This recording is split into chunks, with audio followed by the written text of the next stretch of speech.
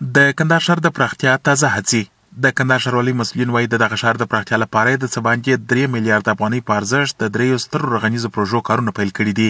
په دغه پروژو کې د کندهار ښار د مرکزي جادو بنسټیزه پراختیا، د کندهار ښار ختیځ ته د بارونکو موټرو د تګ راتګ لپاره د ځانګړي سړک جوړونه او لویدیځه برخه کې د کندهار هرات له لارې سره نښلول کېدونکې جادې پراختیا شامله ده.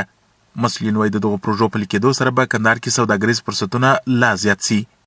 2.5 میلیارډه شاوخوا روپۍ پر دغو سړکانو باندې ځي چې خالي د سړک جوړونې مسله په دې کې د استملاک برخې ته به راسو چې دوې برخې لري. یو د خلکو د ودانیو قیمت تخمینا چې اټکل مو کړی دی خالي د ودانیو د 2.5 میلیونه افغانۍ خلکو ته ورکول کېږي.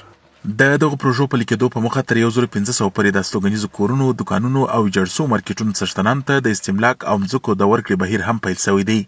د کندهار اوسیدونکي د دغو پروژو د ژر پلي کېدو غوښتونکي دي. ښاروال صاحب، والي صاحب، شیخ صاحب د اسلامي دغه غوښتنه ده چې وروره موږ بېوزلو خلکو سره یو ښه په دغه کې ومنازي وروره کارونه موږ ډېر خراب دغه د دوکانداري یو دوکان کوئ، د ګیس دوکان مې کوئ، نو اوس کاروبار مې هم ودرېدی، کور مې هم سره خراب شو. نو وروره ښه پروژې دي، خوندور کار دی، د ښار دپاره دا مفید کار دی. په ښار کې رش و ټکرونه وه، دا دغه ښار د ښاریانو دپاره ډېره غټه پروژه ده، خوندوره پروژه ده، خلک خوشحاله دي، بیخي ښه کار وسو. مسؤلین وایي د کندهار ښار د پراختیا لپاره پیل کړي پروژې به تر راتلونکو 18 میاشتو پورې بشپړې کړي چې پر مهال به یې زرګونو وزګارو کسانو ته د کار کولو فرصتونه هم برابر سي.